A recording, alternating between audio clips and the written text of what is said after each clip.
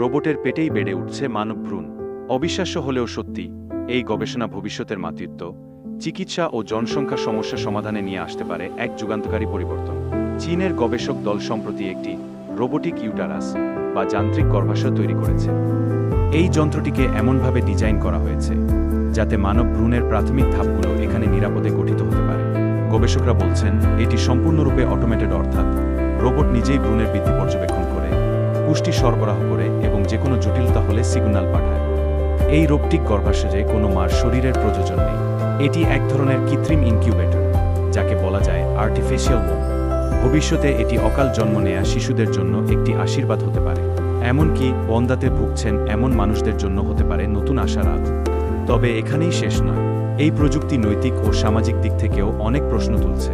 একজন শিশুর জন্ম যদি কোনো মানুষের শরীর ছাড়াও সম্ভব হয়, তাহলে মাতৃত্বের সংজ্ঞা কি বদলে যাবে, নাকি এটি শুধুই একটি গবেষণার পর্যায়ে থেকে যাবে? আপনার মতামত কি?